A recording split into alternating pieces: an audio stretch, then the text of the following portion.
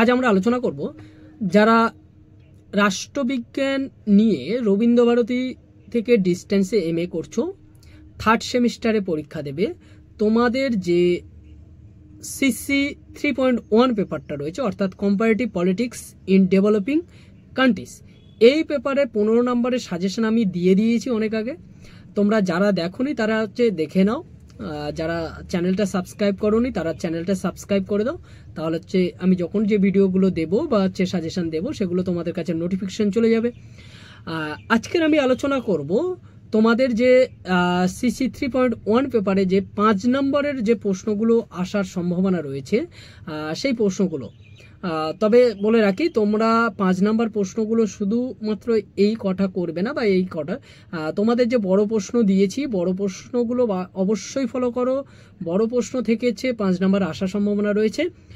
এবার আমি আলাদা করে 5 নম্বর কয়েকটা দিচ্ছি, যদি এখান থেকে কিছু এসে যায় আর কি।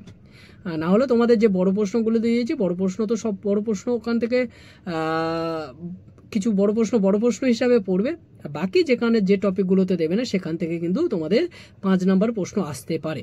সেই হিসাবে কিন্তু তোমরা প্রিপারেশনটা নাও। দেখো তোমাদের যে প্রশ্নগুলো রেখেছি তার ফার্স্ট প্রশ্ন, what is political participation.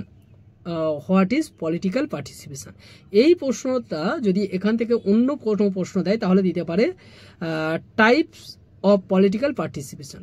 Types of political participation. পরের প্রশ্ন, new institutional approach. New institutional approach. পরের প্রশ্ন, why is the post colonial state. Why is the post colonial state said to be overdeveloped. পরের প্রশ্ন, what do we mean by decolonization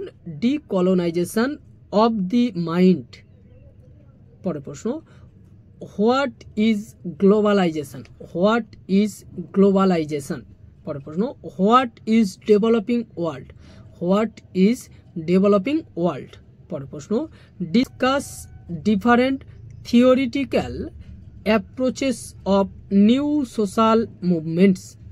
পরের প্রশ্ন, what is authoritative allocation of values. আর last প্রশ্ন যেটা তোমাদের রেখেছি, ট্র্যাডিশনাল বা ইনস্টিটিউশনাল অ্যাপ্রোচ। এই কটা প্রশ্ন তোমরা ভালো করে করো, আশা করছি এখান থেকে তোমাদের প্রশ্ন এসে যাবে।